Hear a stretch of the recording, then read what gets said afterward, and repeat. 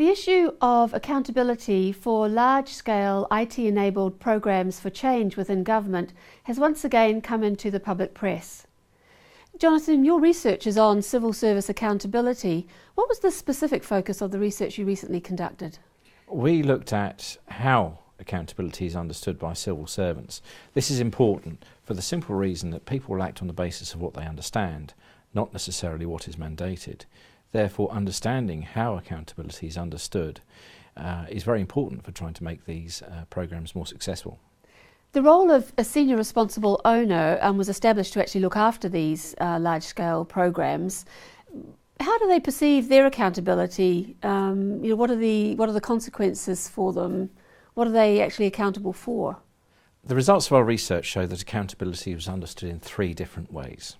First of all SROs understood that they were accountable to the individual management groups and senior managers within their own organisation for the specific performance targets that have been allocated for that particular programme. So very much an internal focus. A slightly smaller group of SROs understood not only that they were accountable for the performance management aspects, but also they were accountable to stakeholders within government. Organisations such as the National Audit Office and the Public Accounts Committee, the Treasury and other government departments they might work with. And they were accountable for an aspect of their department like its operational efficiency or its reputation. The consequences for them in that case were more about loss of departmental reputation, not being seen as a good place for the Treasury to give money to. A third and the smallest group of SROs understood that accountability was about being accountable for a benefit to the public that would be delivered at some point in the future when these benefits became apparent. The consequences for them were much more about a sense of personal achievement or a sense of personal failure if it went wrong. So a very different understanding of accountability with a much more long-term orientation in relation to the other two frames. So in fact they see themselves as being accountable to different institutions, people, levels? Yes, there was quite a wide variety of understanding across the relatively small sample we examined, but nevertheless quite a diversity in views, one that was not expected. So what are the implications of your findings?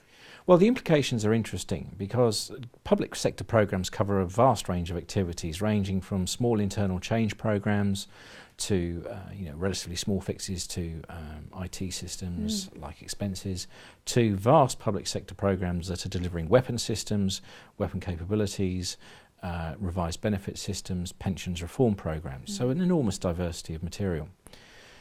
This research has implications for how SROs are selected and developed for these particular programmes. For instance, if you're running an internal change programme, having an SRO who understands accountability as being accountable for a performance target, i.e. let's say how many milliseconds a transaction takes, to the internal management team makes perfect sense. However, if you're looking at a much longer term programme with a very different orientation, i.e. a pensions reform programme that will deliver the benefits in the year, let's say 2050, then having an SRO with this broader understanding of accountability that says I'm accountable to the public for every penny I spend and when those benefits become apparent, i.e. the public has made sufficient investment in its pension saving to ensure a sustainable income in retirement, you require an SRO with that much more broader understanding. As without that, you'll end up engaging someone who really doesn't really understand what they're trying to do.